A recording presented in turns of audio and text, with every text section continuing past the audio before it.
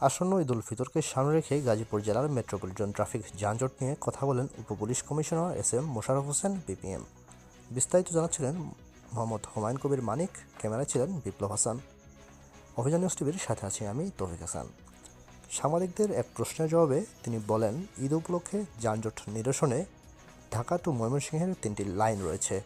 বাম পাশের এক লেন, মাঝখানের লেন পুরোপুরি ব্লক করে দিয়ে ঢাকা থেকে বের হওয়ার জন্য উন্মুক্ত করে দেওয়া হবে। সেই সাথে সিএনজি, ব্যাটারি চালিত অটোরিকশা যথাসম্ভব ব্যারিকেড দিয়ে তাদেরকে গলির রাস্তা দেখানো হবে। উক্ত নির্দেশনা না মানলে মামলা ডাম্পিং করা সহ বিভিন্ন পদক্ষেপ চলমান থাকবে। পাশাপাশি কমিউনিটি পুলিশের সহযোগিতা নেওয়া হবে। সেই সাথে যারা বাস কাউন্টার মালিক রয়েছেন তাদের সাথে আলাপ আলোচনা করা হয়েছে। উক্ত বিষয়ে তাদেরকে অবগত করা হবে। তাদের কাউন্টারে কোনো গাড়ি যেন হাই রুট ব্লক না করে সেদিকে খেয়াল রাখতে হবে।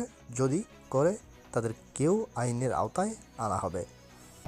এইখানে যে বিআরটি যে লাইনটা আছে, আমরা যখন ঈদের ধর্মকে চাপটা বেড়ে যাবে তখন আমরা চেষ্টা করব অনলাইন করে দিতে, যাতে খুব দ্রুত যানবাহনগুলোকে আমরা গাজীপুর চৌরাস্তা পার করতে পারি।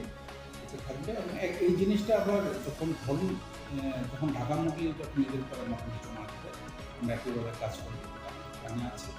আর সবচেয়ে বড় কথা হলো যে আমাদের মেইন যে পয়েন্টগুলি, যেমন গাজীপুর চৌরাস্তা, পেয়ারা বাগান, তারপরে ভোজ বাজার, স্টেশন রোড, এখানে আমাদের গাজীপুর মেট্রোপলিটন পুলিশের যে অফিসাররা থাকে নিজেরা থাকবেন। ইতিমধ্যে আমাদের কমিশনার স্যার এই ব্যাপারে নির্দেশনা দিয়েছেন, আমরা সেই অনুযায়ী কাজ করছি।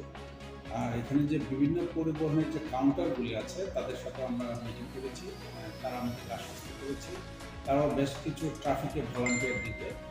এই ভলান্টিয়ার হলুদ জ্যাকেট পরা থাকবে যাতে সহজে শনাক্ত করা যায়, এবং তারা আমাদের পুলিশের সাথে রাস্তার যে সুশৃঙ্খল অবস্থা থাকে রাস্তাটা সে অলরাউন্ডার যে বলেছিল না, সার্বিক সব ব্যবসায় সার্বিক বা সব ধরনের হ্যাঁ আমরা মানুষের যাত্রা নির্বিঘ্ন করার জন্য মানে আমাদের এই গাজীপুর মেট্রোপলিটন পুলিশ থেকে এই কাজটা তো আমরা প্রতি বছরই করি, যে আমাদের অতিথির অভিজ্ঞতা থেকে যা যা করা দরকার আমরা সর্বোচ্চ